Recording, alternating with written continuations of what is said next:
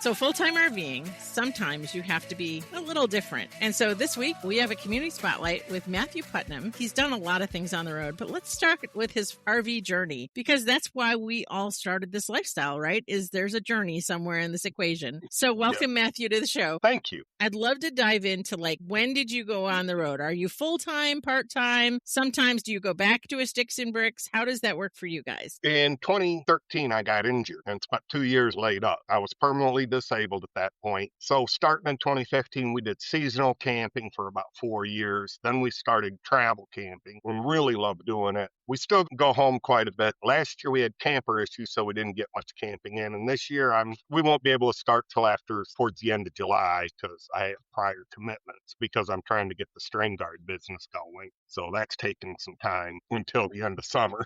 Well, I feel like they don't tell you what a business does to your travel schedule. That's for sure. Between that and had some lousy RV repair work done, I had to fight to get it fixed and done right. We got it. We're moving forward. So that's the good thing. So what kind of RV do you travel in? We currently we own two, but the one that we travel in is a 2022 Puma Unleashed fifth wheel toy hauler. She's 40 foot long, one slide out, and the three of us, myself, my wife Valerie, and our dog Bella, go in it. Last year, we got some down around in Indiana and Kentucky, Ohio border. And then we went to a Navy Warfare Center, spent a week with some friends on base. So we like it. It's a nice, comfortable, it's homey. It's not pretentious. Yeah, actually, today I'm recording in a spot I don't usually record from. I'm actually in my living room. My husband's away on a business trip. And so normally I'm stuck in the bedroom with a sheet behind me, where actually today I have a pillow behind me. And so people don't know, if you're not watching, you don't know that my location in the RV changes when I record. I have been known to record outside, but we are currently in Texas, and it is hotter than a wet noodle out there. Literally, you turn into one. It's brutal here right now. I am recording inside in the air conditioning that is maybe not even quite keeping up. I'll be down there the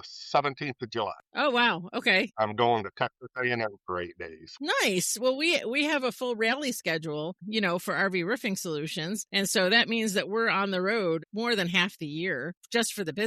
That doesn't mean that it's fun. And so when we first started in 2013, we hit the road full time with 6 out of 7 of our kids. And it was kind of crazy. My husband retired from the Marine Corps, and we thought, this is the best it's going to be, right? We bought and created businesses in the industry, and that's kind of what you're doing too. But I don't think you realize how busy that's going to get you. It wasn't so much that we wanted a business. It was we found a very big hole in RV needs. We were camping, and our camper suffered an electrical failure. And my father was a master RV technician. So my RVing goes all the way back to when I was a child.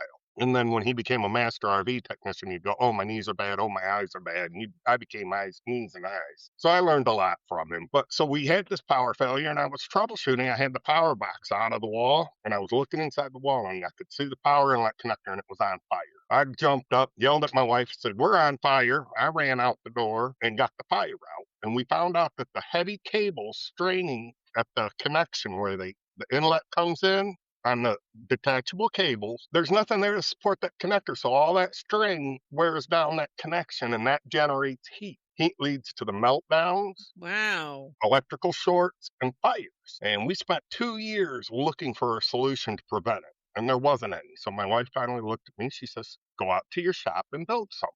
Very first thing I came in with, she says, oh, heck no, that's not going on my camper. Redo it, and gave me specs. So now this is a pre-production model of the strain guard device. This is for a 50 amp tapered cable connector. And all it does is it comes up under the cable, lift up a little bit, the way to push it down and hold it right into place against the side of the camper. We put Velcro on it, but you really don't need it. On our website at strainguard.com, you can see a picture of it being held in place just by the cable weight. Oh, wow. That's showing that it's eliminating the strain on that connection. Just as we really got traction, we finally discovered one product out there that's doing it. They have a fabulous product. I'm not going to knock them. They have a great product. It's called Smart Plug, but it's $700. Their cable, a 50 amp cable, is $500.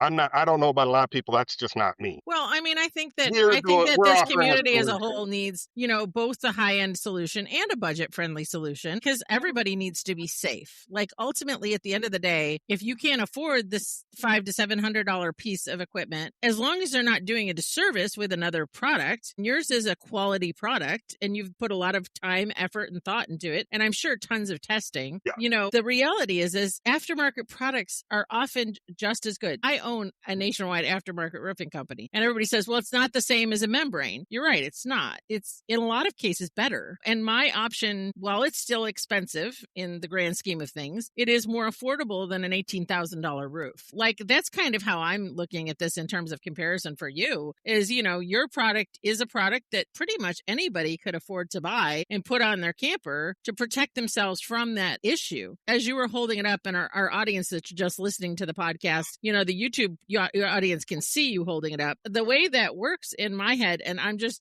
I don't have mine yet. I've got one ordered from you. When it comes up into that, it just holds that edge so that it's not bending too far. Because electric currents, like my husband always says, my husband's got an electronics background, so he rolls up all his cords. We don't tie them in knots. We don't let them so I mean, like, let's talk about the importance of electricity and how that works. Because I mean, obviously, you've had to have learned a ton about why it's doing what it's doing when you don't have that on. Well, my background when I was in the Navy, I was a fire control, computer electronics, and electrical technician. So when I grew up doing it, and then after I've gotten out of the Navy, I proceeded to keep doing these things. So when I looked at the parts and the burned components that you'll see on our website, those are the components from my camper.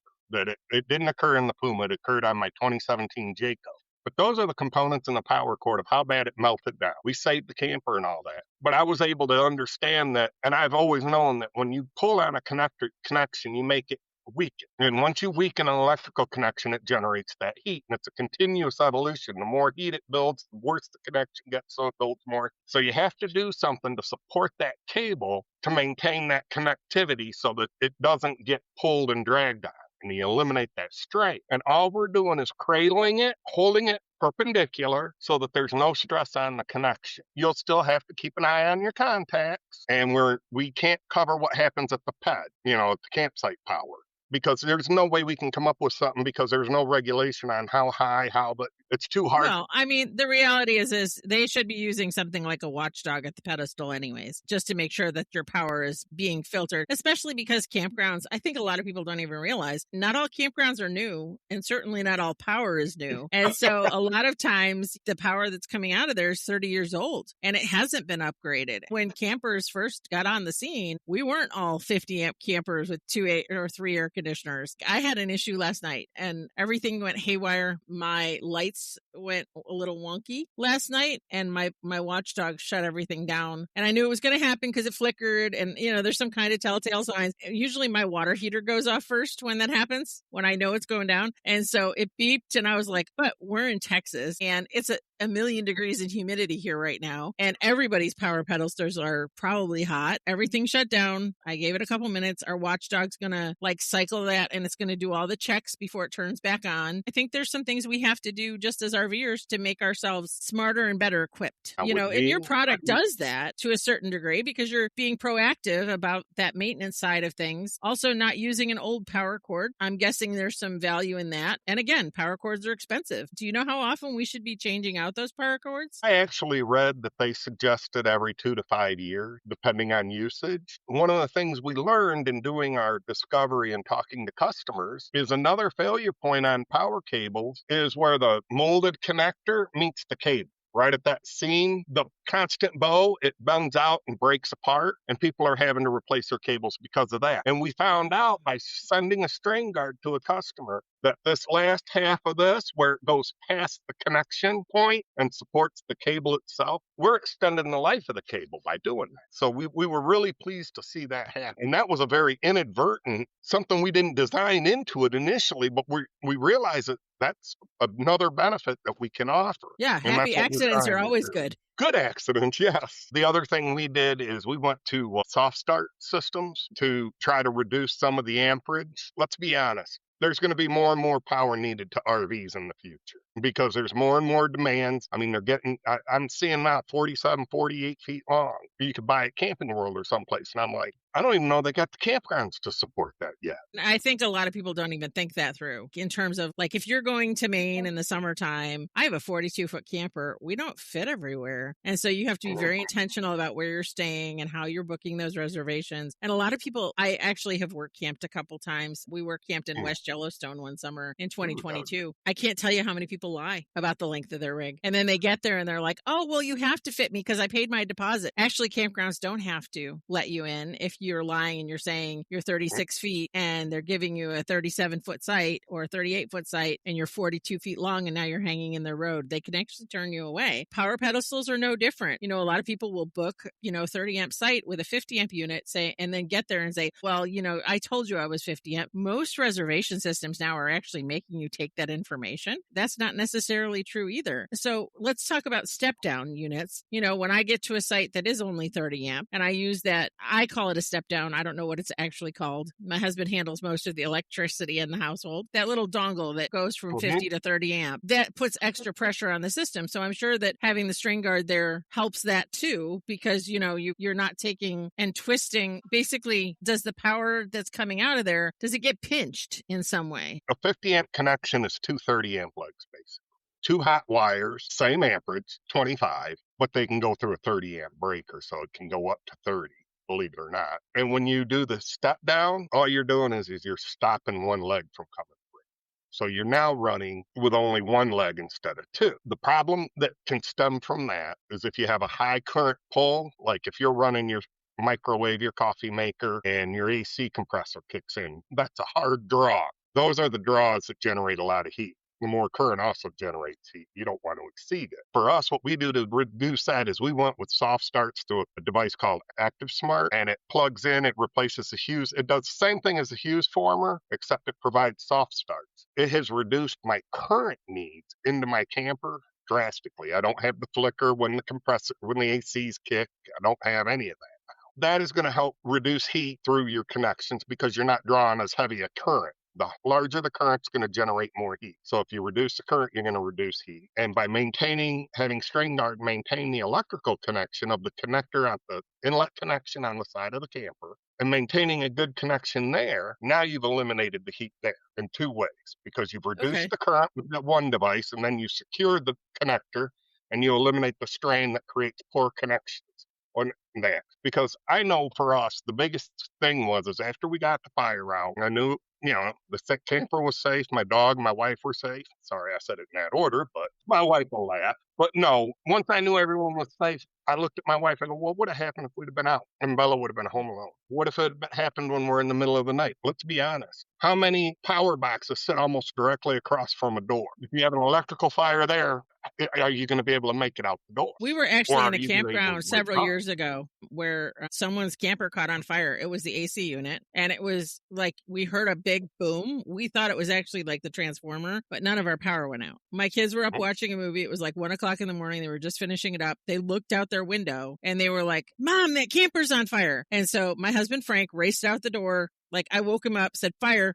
I hadn't said fire. He had thrown flip-flops on, put his shirt on, and was out the door in that amount of time. Just because, I think the Marine Corps, the adrenaline, all the things that you guys are trained to do in the military just kind of kicks in that situation. He was over there. I called 911. He was disconnecting propane tank. That was his first thought, was disconnect the propane tanks. The roof's on fire. It's getting worse. It's not getting better. We know that if we can get the propane tanks off it, we were in a campground. So we were right, like we were one row over from them, but there were campers on each side of this unit. That type of thing, middle of summer. It was also in Texas. So summertime heat was a very real thing. And one of the things I try to do is I try to run my washing machine at nighttime, not because I love how it shakes the house at night, but because I know that it's better at nighttime because the house is cooler. The AC is not kicking on as frequently in the summertime, that sort of thing. In the winter, a lot of times I'll run it during the day just because the sun is out and I know that I don't have to heat the house. You have to be mindful of all that power draw. This isn't a standard house. You're going to pop breakers, and your GFCI can pop the whole world off, half the world off. Your computer system can get shut down because of a power draw. It's not good for your electronics overall. We're full-time. I have some amenities that maybe other people that are traveling in a camper don't have. I have a washer and dryer combo on board. I have a dishwasher. I have a regular fridge. We put a house fridge in our camper. All of those things are definite draws on top of my AC. That means that I have to be super mindful of that. So that's where I see, your product being so different is it's not going to stop the power, but it's definitely going to support it. Fire is scary. Things can happen in the blink of an eye. You're very fortunate that you got out of it, but at the same time that you had the wherewithal to create something out of that experience, because a lot of people wouldn't. I grew up in a service family. My father, like I told you, he worked at Kellogg's as a powerhouse engineer. Plus, we grew up running a heating and cooling business. So from 10 on, I was doing no heats in the middle of winter. So we did service and we helped people. When this happened to us, and then we found there was no solution, and we created String Guard, we could have very easily just made it for our camper and walked away, called it good. But I love camping. I love RVing. I want to see more people get into the lifestyle. I think it's one of the best lifestyles there is. The last thing I'd ever want is someone to have what happened to me, but only worse. My wife and I, we talked about it, and we said, well, we were retired, but we decided to do this, and we're going to do it. We know we have a plan, but we think it's worth it because personally, I'm upset with the RV industry. 1 in 4 electrical failures in an RV come from a power cord meltdown, whether at the power pad in the campground end or at the connection point on the camper. 1 in 4. Why has the RV industry, now, like I said, I can't take away any of the issues that may happen at the power pad end. Campground, I can only address where the connector meets on the camper. And that was very upsetting for me because the RV industry should address it. I know I'm not the first person it's happened to because I've talked to them. I had one tell me, they go, well, we put our plug into the wrong amperage. We put it into 50 instead of 30. And they swore that's why everything melted down when I informed them that was impossible to do because of the way the plugs are made. And then the realization hit them that what I had been talking about, because they're friends and family kind of thing, I explained it to them and I showed them, and they're like, the realization hit them that no, this happened to them. The cost was excessive and they did all the repairs themselves, but it cost them, I think, around $300, $400. So they're like, if we pay under $100 for something, we're ahead of the game no matter what. I feel like that about a lot of aftermarket things in the industry, though. I think there's a lot of great inventions out there that are definitely aftermarket that improve the quality of what you're doing. My friend Daryl has the Wacko AC silencer. So the first year, my husband would take phone calls in our bedroom and he would shut the AC off because it was so loud because he couldn't hear. And so I bought one. Fortunately, with your product, you'd only have to buy one. But Daryl said to me, oh, you'll be back tomorrow. And I was like, I will not be back tomorrow. And he's like, no, you'll be back tomorrow. But it pushed everything through the ducting the way it was always supposed to go through the ducting. It did so much more than just keep your AC quieter. I think there's so many aftermarket upgrades, and I'm going to call them upgrades, that come with a situation like that. You can actually benefit your RV with those upgrades. It's not like it's, just throwing money away. I'm sure there's some that are. Most of the vendors that I know put a lot of thought and heart into the products they're building for this industry. I think that's why we keep showing up because, again, you just said it, you're retired. I mean, unless you needed something to do, starting a business in the RV industry is not for the faint of heart. We came up with it and filed our patent, and I have spent all of last year and so far all of this year, mainly in school, learning to operate a business successfully and getting to know people to help us grow the business to get the product out there. We're now just waiting to hear we won a grant and we're waiting on the contract. And then that'll put us into production with That's production awesome. unit. So we're really excited about that. And we're also getting ready to have a 30 amp model come out so that it'll support the tapered 30 amp. What we're doing to get started is we're choosing the connectors that are the most prevalent. Those are the ones we're putting product out for first because molds for injection molding is very expensive. So we're trying to get that so we can get it out there, educate consumers, let people know about it because honestly, I never thought about it until we had the fire. But once I had the fire and I sat and I started looking at it and you go, when you put the cable on and you see that drop a little bit, that's the weight. That's the strain on that connection. And those cables are heavy. Like if you've never gone and picked up your electric cable, I would tell you to go pick up your electric cable to your rig because you need to know how heavy that cable is. I will say this, and I want to be honest, I'm not out to make money off a snake oil. Our product is currently with Western Michigan University with their engineering seniors. We are a senior project for them, and they're doing testing from load bearing, how much it's taking and absorbing, how much support it's given to the connection, things like that. And they're going to go through and they're going to do material recommendations, all sorts of, whatever we can get from engineers. We're trying to make sure that we get a quality product. That's one of the reasons we've been slow getting to production is we wanted some of that feedback. Well, I don't the want to rip turtle won somebody the off. race with slow and steady. Well, if you go back to the rabbit and the hare, the turtle did just fine with the slow and steady race. They made it through to the end. Learn to RV's been around since 2016, so 10 years this year. A lot of people didn't know we were here. We started a podcast a year ago. We've definitely grown, and it's been slow and steady. I wouldn't say we're growing by exponential leaps and bounds, but we're growing every single week. And I think that that's what you have to look at with any type of product in this industry is can you maintain the time test, essentially, what that looks like for the product and for you guys. You don't want to put something through production faster than you should be either, because then there's going to be errors and you want to be on the front side of that, So let's talk about quality builds, because obviously you're doing that. You've got engineers on board. You're getting backing to go into production. What does that look like for you? If you had an ideal client right now, what is your dream? Is your dream to be like a vendor at Hershey or Tampa? Or are you more like want to get this in every, Campers Inn and Camping World? Because the RVer in me wants to go to all the RV shows because I can work, but I can go play and look. And I love looking at motor coaches.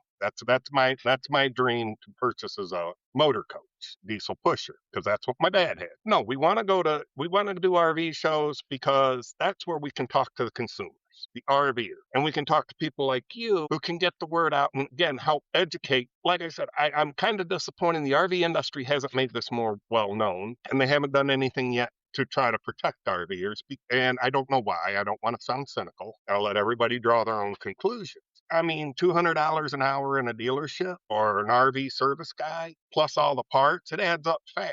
And if you get an electrical short that goes inside and does damage to interior component, that's even more hours troubleshooting and more repair costs. We want the education, and that's how we're starting out slowly. We're actually, once we get this production run started, we're going to start going to campgrounds in the area and getting some orders through that way to start educating and then showing the dealerships, yes, this is what we need to do. And this needs to be in I call it the package of everything you got to buy now that you bought a camper, all the things you didn't know you needed, the stinky slinky, the tire chocks, all those things.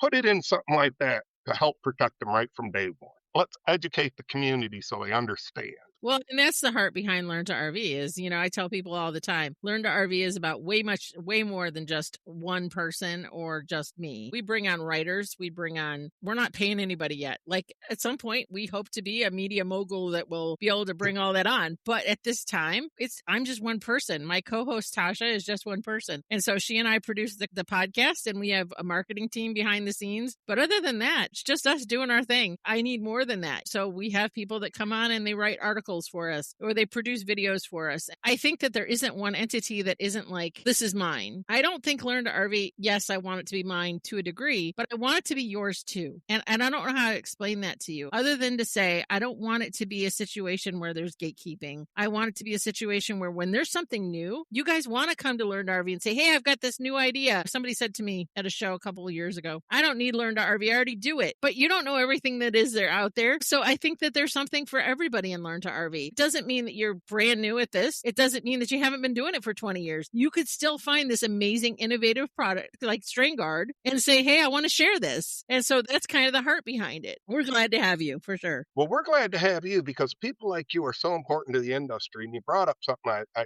completely agree with you on.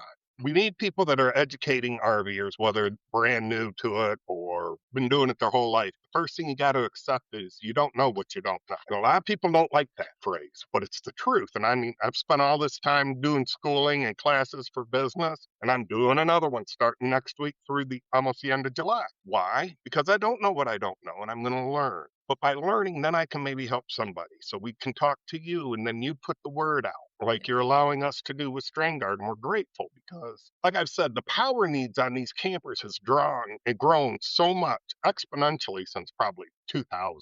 I remember my dad having a 36-foot motorhome diesel pusher was 30 amp in the 90s. People don't realize that those only had one AC on them, though. We do roofs from 1990 still. So, I mean, they're still great units, especially those diesel pushers. But people don't realize that there aren't two ACs on a lot of them. And it's the more the power and all that, and the heavier these cables are going to get, and the more problems are going to happen. And like I said, the statistic of 1 in 4 electrical failures is from a cable meltdown, whether it be at the power pad or at the camper connection. It's scary that there's been no addressing it. Now, we've got ourselves where our product is patent pending, and we've created it so that we can license the intellectual property so that hopefully we can get the Camco or one of the big major cable makers to license our patent, integrate it right into the cable connector. So now the consumer, the camper, only has one product. You don't have to sit and screw your thing on, then put our product in. You have one. And that's where we're hoping to go with this, is we want to integrate it into the cables so that when you buy your cables, it's already there. And That's you're awesome. protected right That's from awesome. Jump Street. That's where we're working to get to. We got a long way to go to get there, but I think we're gaining a lot of traction this year. We've gotten a lot of positive feedback. The students at Western Michigan have been saying, yes, we see exactly the engineering of it, which really made me feel good that I did that. And I'm getting college approval, so to speak. I mean, I never went to college, but I probably have, if you added everything up, a master's degree with all the schooling I've done, just never tallied it up, because it all came in different phases. We want to protect campers. We want them to have fun. I mean, one of my favorite things is I'll see a young family out on their first, second camping trip. I'll make muffins in the morning, take it over for the kids. Here you go. Have a good day. Enjoy it. Become a part of our community. And all we can do is work together, help people learn from each other. So where are we going to see you this year then? I'm debating right now. There's this nice little hidey hole up in Michigan called Hidden Hills. It's a tiny little mom and pop campground, maybe 45 sites. The owner is such a sweet man, and his sister, sweetheart lady. They run it as a family. It's up near Harrison, Michigan, and it's one of the nicest places. And I've told my wife we're going there for 7 days because I need to go somewhere where I can, what I call it is burn trees, listen to music, and relax. Because I'll take up firewood and I'll read a book. Other than that, I'm hoping to get down to Tampa sometime this fall, I believe there's a winter big RV show in Tampa. Yeah, we'll be there. We're hoping we had 2 booths last year for RV Roofing Solutions, but Learn to RV was up in the front building with it. We put a banner up, and then people came by and put stickers on it. Brands or companies or influencers will come by and put stickers on it, and we carry that to all our shows now. And then we'll be in Indiana this summer. We come up for the Grand Design Rally. Oh, really? Where is that? In Goshen. Oh, it is? Yep. Well, let me know. I'm only an hour. I'm an hour, 20 minutes from Goshen. Oh, yeah. You should look into the Goshen Fairgrounds. The brand rallies that happen out there on a regular basis all summer long are a great way to get started for you. Fantastic. Thank you. I will definitely do that. We're working so hard, and we've taken time. We're working to create a universal product is our end goal. That's a lot of where the Western Michigan is working, because to create one for every kind of connector, I don't see it as being cost effective. But if we can make a universal that'll do it, and then that's good for the consumer, because you buy one product, you switch cables, you don't have to switch product. And that's a goal of ours. We ran into some issues and we're working on it. So that's why we started the way we have. Again, I love that you're testing it every time. That's something that a lot of companies, they'd say, no, I want the money now, and they just put it out. I appreciate that you're taking the extra time to do that. We didn't do this for money is the funny thing. I mean, I have a good retirement. Honestly, starting the business costs me more than it's making by a long shot. But it's because we believe so much in it. And we were in Iowa at a Warrior Rising function, because we do a lot of veteran functions and veteran support or veteran entrepreneur groups. We were at one, and I was talking to a gentleman about strain guard, and he says, "Are you making one for marine craft?"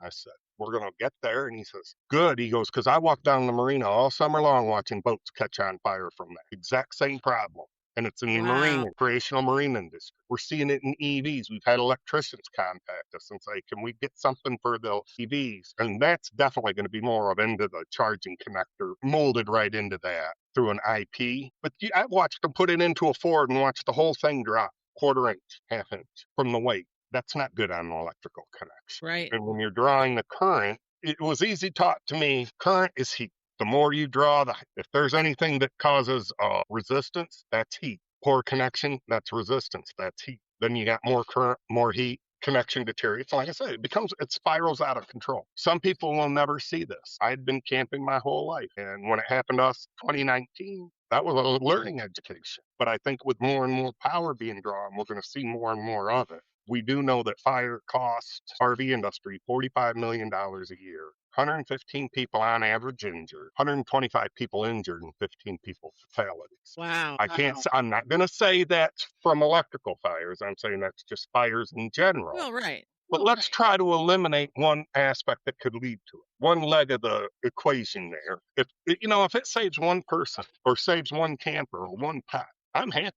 All my work's paid for because of that. That's all I care about. I don't ever want a camper to go out and go, well, when's my cable going to melt down and cause a fire? Yeah. Because how do you relax and enjoy it? And the whole point of camping is, come on, we go out there to relax. I would say let my hair down, but there's not much there. And go and relax and enjoy. That's why I do it. Go sightsee. Well, and that's why most people do it, is just to enjoy life, traveling and exploring, and most people wait till they're retired. We're some of the weirdos. Frank retired at 38 from the Marine Corps. And so we hit the road with 6 out of 7 of our kids. And so we did it long before it was socially acceptable for us to be retired. I remember walking through the campgrounds that first couple of years to pick up my daughter who was over at a friend's camper playing. This older gentleman stopped my friend and I, and it was a dad. And he's like, "You're too young to be retired." And we're like, "Actually, my husband retired." And he's like, "Oh, well, he looks too young to." I'm like, whoa, whoa, whoa. That's not my husband. My husband's back at the camper with the other kids. I'm going to pick up my daughter with my friend. You've made a lot of assumptions here. I understand that. But at the same time, we decided to do it young because my dad died really young. My dad died when he was 61 years old. He never got to retire. And so we hit the road deciding that we wanted to do this with our family.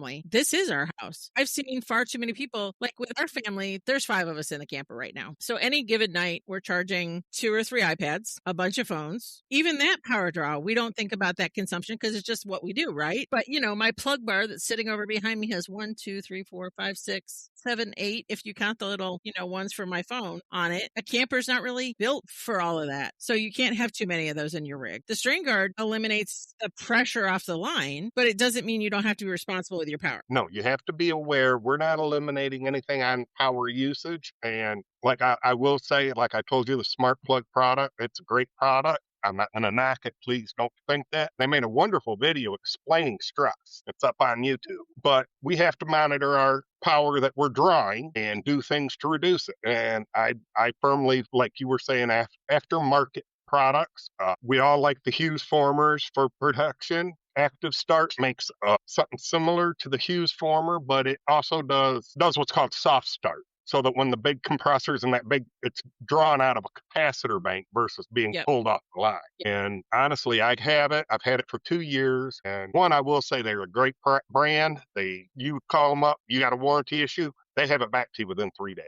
They're phenomenal on that point. But 2, I have watched my lines and I have never seen a lead get above 20 amps with everything running, including the electric fireplace. Responsible on both ends, responsible on how we use the power that we draw in, and preventative. Check your cables. If you're seeing burn marks, if you're seeing corrosion, get a small wire brush or something or a small file and clean it up. Because that corrosion creates a poor connection back to the heat cycle, and that just deteriorates. So keeping an eye on things like that over time, will save you a lot of money. That's awesome. Well, Matthew, thank you so much for coming on the show this week. If somebody needed to get a hold of you to learn more about your product, can you drop some information for them? Our website is www.strainguard.com. You can email me at matthew.putman@strainguard.com, or you can call us at 269-205-3261. Yeah, and keep an eye out. We'll have a blog post coming soon on Strain Guard. Once I have mine in my hands and we actually can hook it up, we'll definitely have some real pictures in real time and kind of have a way to review what that looks like for us. As full-time RVers, I think it's going to be something that's going to benefit us for sure. And Jennifer, I honestly appreciate that you said you'd give us an honest review, because RVers need to be pointed towards good products, away from the bad, and things that people can see that are going to help. It's a big investment. Our tagline is, we're protecting your family and your investment. The investment's kind of an afterthought, but your family isn't. But our investments in these are so much. And I don't want,